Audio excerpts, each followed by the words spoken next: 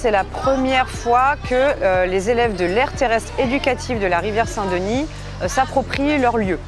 Il y a un passage de flambeau parce que tous les ans, une classe de 5e s'occupe de gérer un espace naturel un peu sensible et doit sensibiliser dans le cadre scolaire, mais aussi hors scolaire, aux problématiques liées à l'environnement de cette aire éducative.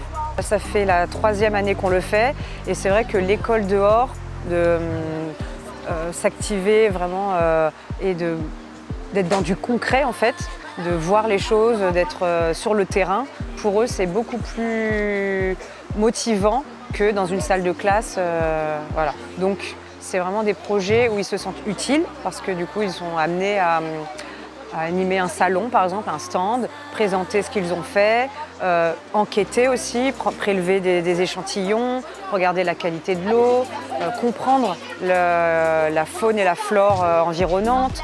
Donc en fait, tout ça, ça leur donne vraiment une vision globale et du coup forcément comprendre que les questions écologiques. Au départ, c'était plus des écoles primaires.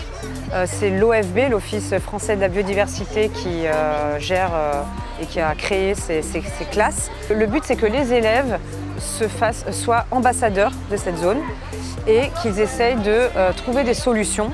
Donc déjà comprendre dans une première partie le milieu et ensuite essayer de trouver des objectifs pour le protéger, pour la protection de ce milieu. L'écologie, c'est l'affaire de tous. Bien sûr qu'il faut sensibiliser les plus jeunes.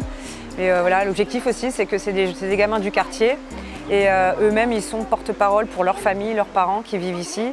Et c'est vrai que c'est un milieu qu'on voit, il y a beaucoup de déchets, etc. Et c'est dommage et du coup, on essaye de se battre en tout cas pour que les choses s'améliorent. Les nouveaux 4e Picasso sont venus faire le passage de flambeau au nouveau 5e Jupiter. Nous, du coup, on a appris de nouvelles choses dans la rivière de la Saint-Denis. Et on a appris sur les anguilles, les crevettes et des poissons. Moi, je préfère venir ici parce que c'est beaucoup plus cultive, c'est beaucoup plus de culture que de rester en cours et on est en classe. Je suis déjà venue ici, mais pour baigner dans le bassin Pigeon qui est plus haut. Ma mère, elle est avec moi dans le projet. Arrivée à la maison, je lui raconte de ce qui s'est passé, ce qu'on a découvert. Et elle apprend en même temps que moi.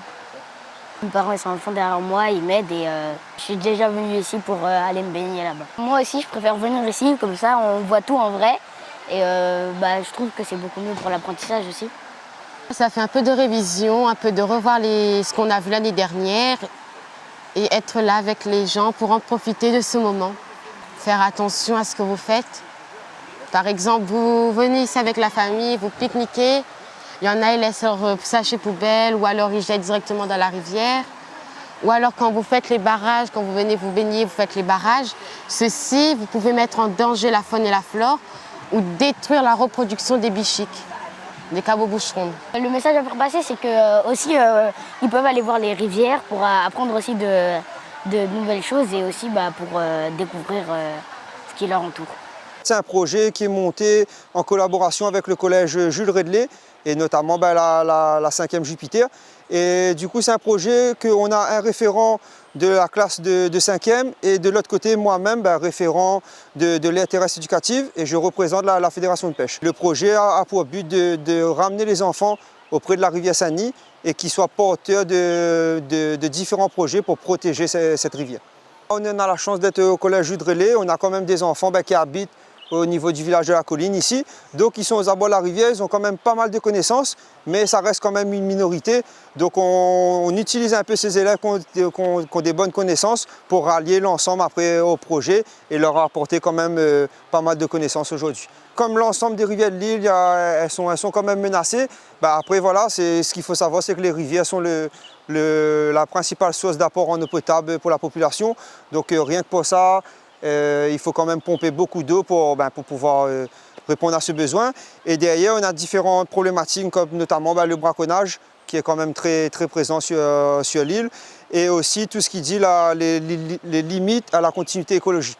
En fait, tout ce qui dit barrage en rivière, ça va impacter la reproduction des espèces indigènes qui notamment ont besoin de rallier la mer à différents stades de leur vie pour pouvoir se reproduire.